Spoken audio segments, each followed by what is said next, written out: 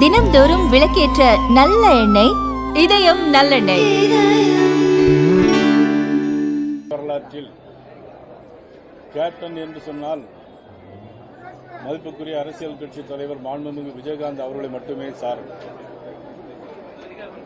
தன்னுடைய பொது வாழ்க்கையிலும் சரி, தன்னுடைய அரசியல் வாழ்க்கையிலும் சரி, தன்னுடைய ரசிகர்களை பொறுத்தமட்டிலும் சரி, தனக்கென ஒரு முத்திரையை தமிழகத்தில் வைத்த மாபெரும் தலைவர்கள் வரிசையில் கேப்டன் அவர்களும் முதன்மையான இடத்தை பிடிக்கக்கூடியவர். அவருடைய மறைவு அவருடைய ரசிகர்களுக்கு மட்டுமல்ல, அவர் இயக்கத்தை சார்ந்தவர்கள் மட்டுமல்ல, குடும்பத்தை சார்ந்தவர்கள் மட்டுமல்ல, எங்களுக்கு ஒரு பெரிய இழப்பாக கருதுகிறோம்.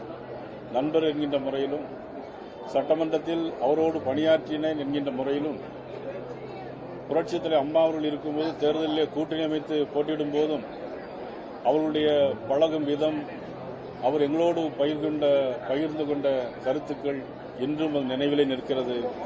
அவருடைய புகழ் என்றென்றும் இறைவனோடு மட்டுமல்ல, உலகெங்கும் வாழும் மக்கள் மத்தியிலும் அவருடைய புகழ் ஓங்கி நிற்க வேண்டும் என்று இந்த நேரத்தில் நாங்கள் கேட்டுக்கொள்கிறோம். கேப்டன் திரு விஜயகாந்த் அவர்கள் ஒரு தலை சிறந்த சினிமா நடிகராக, சமூக சேவகராக,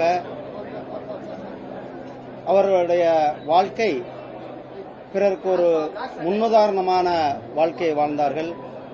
அரசியல் தலைவராக, அரசியல்வாதியாக அவருக்கு மாண்புமிகு பாரத பிரதமர் மரியாதைக்குரிய திரு நரேந்திர மோடிஜி அவர்கள் அவருடைய சேவையை பாராட்டி மத்திய அரசாங்கம் பத்ம விபூஷன் மிகப்பெரிய ஒரு அவருடைய இந்த குரு பூஜையில கலந்து கொண்டது ஒரு மிகப்பெரிய பாக்கியமாகவும் பெருமையாகவும் கருதுகின்றேன்.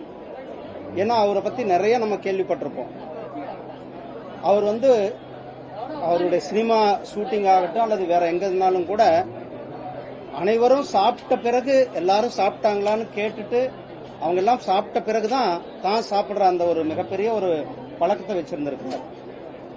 அதே போல அவர் ஒவ்வொரு வருஷமும் கூட அன்னதானம் அல்லது சமூக சேவைகள் அவருடைய சொந்த செலவுல சமூக சேவைகள் செய்து மற்றவர்களுக்கு ஒரு முன்னுதாரணமாக இருந்தார்கள்.